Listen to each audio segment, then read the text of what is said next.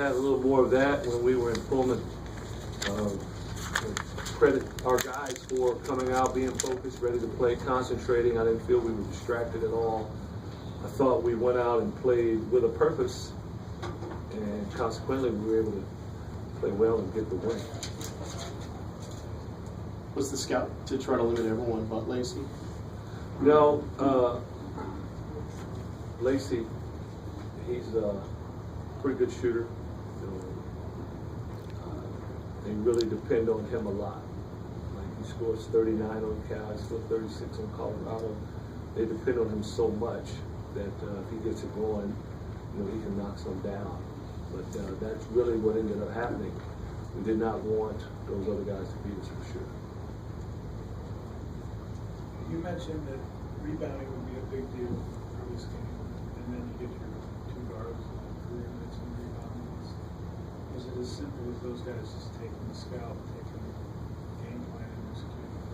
Well, they shot 31%, so there were a lot of misses for us, and our guards were very aggressive. The thing that those guys did is not leak out. We have had a tendency in the past to leak out when the ball goes up, trying to wait on transition, as opposed to coming back, rallying to the ball as five. And because those guys did it, and because our other guys are doing a good job of boxing out, the ball was free and clear for those guys to go get it. But if they're leaking out, they don't get those rebounds. Earlier in the year, was there a tendency also, on the flip side of that, to maybe guarding against runouts and things like that, where guards weren't crashing as much as they have been last time? All year, we want 3.5 guys to go to the boards. We just weren't always going. There were a lot of times when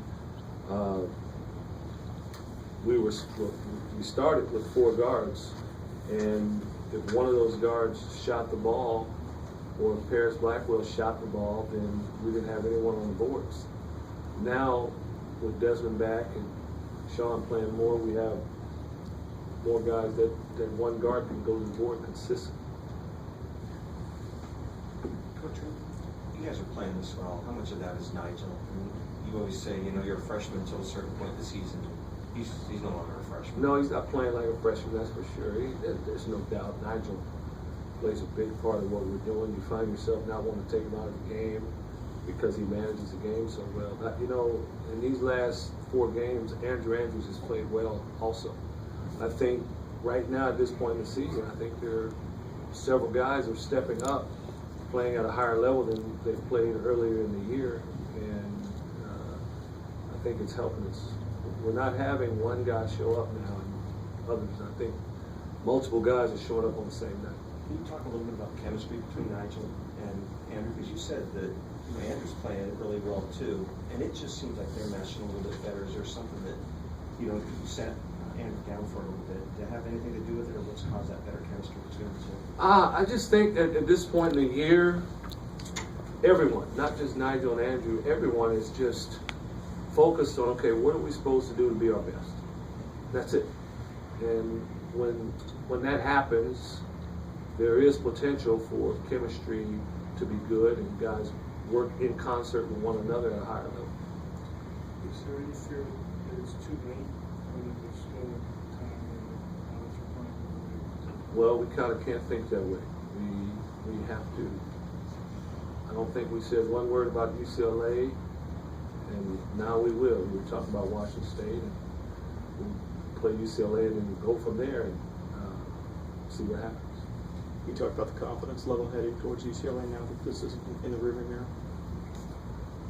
I think we have a confidence right now that if we do what we're supposed to do, we have a chance to be successful against any team. I think that is the confidence I think at times was lacking. And again, we just won 2 games, so it's not like all of a sudden we're undefeated. So we still have to continue to do what we're doing, but I think we have made a lot of progress in terms of just a belief that, okay, if we do this, we're going to be okay. And we've been committed to doing what we know to do. Coach, what were you most proud of the way you defended them? What kind of worked for you guys specifically tonight on that front? Well, I just thought we were very alert. We were doing a lot of switching, and there weren't very many times when we were not organized in our switches. And our guys were aggressive with those switches, and I thought our help defense was there with active bodies and active hands. Lorenzo, with regards to Nigel, it was interesting that Brandon was here tonight, and he seemed to always kind of just provide. You called him the provider back in the day. Is there a little bit of a provider aspect with Nigel that, you know, he gave you assists against Oregon State, he's giving you rebounds tonight, he's obviously scoring well. Is he just kind of doing whatever he needs to do to impact the game? I think that's kind of how he plays. Not everybody has the ability to do that. He, Colorado, Oregon State at Oregon State, Colorado here, 2 games specifically that I remember, and I've said this before, where he scores like 8-10 points in the first 5 minutes. And it looks like, wow, he might get 30 points. But then the game, the complexity of the game changes a little bit. Next thing you know, he's got 4 or 5 assists. And then tonight he got the ball off the board. He scored when he needed to score. And then he had a big steal when we were just they were trying to come back, and he jumps in the lane and gets a steal. He's just a very, very smart basketball player that understands what winning is all about and what you need to do to win. Coach, did you happen to see the brawl last night, the Utah Valley thing? I did not. Your thoughts in general on when fans come on the court and the issues that may arise when that happens at the end of games, and because it kind of became an ugly scene for that last night. I know you said you didn't see it. Out of control.